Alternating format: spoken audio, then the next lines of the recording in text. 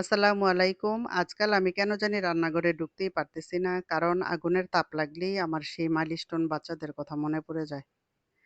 আর pilot যে তৌকিরকে নিয়ে আমার বেশি একটা কষ্ট লাগে না। কারণ সব পাইলটদের লাইফ কিন্তু একই রকম। আর ওরা যে এইভাবে মারা যাবে এটা কিন্তু একটা সাধারণ ব্যাপার।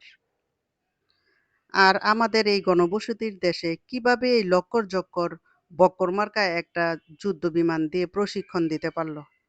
আর্মিরা কি দেখলো না? একটু বুঝতেও পারল না? নাকি বুঝেও না বোঝার বান্দরে থাকলো?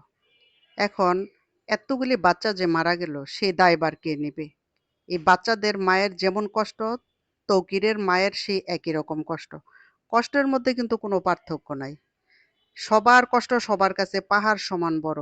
দিন শেষে কিন্তু ওদের কষ্টগুলি ওদেরই থাকবে। আমরা মাত্র কয়েকদিন মনে রাখবো।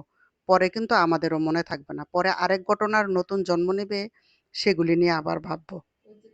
আর এই যে মেহেরিন ম্যাম, একজন শিক্ষক, সে কিন্তু ২০টা বাচ্চার জীবন বাঁচাইছে আগুনের মধ্যে ঝাঁপ দিয়ে পড়ে। লাস্টে কিন্তু তারও মৃত্যু হইছে। তো আমি চাই তাকেও রাষ্ট্রীয়ভাবে সম্মানের সাথে তাকে দাফন করা হোক। এইটাই আমার ইচ্ছা। এবং আমি আল্লাহর কাছে এইটাই চাইতেছি।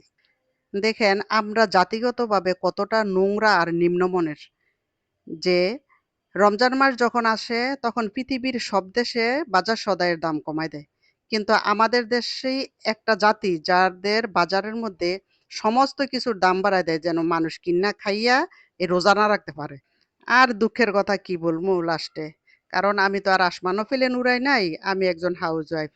তো আমি না যদিও কিছু না জানি তবে এইটা জানি যে এক বোতল পানির দাম হলো ৫০ টাকা। আর এই জাতি এই কঠিন করুণ অবস্থার মধ্যে ৬০০ টাকা পানির বোতলের দাম রাখছে।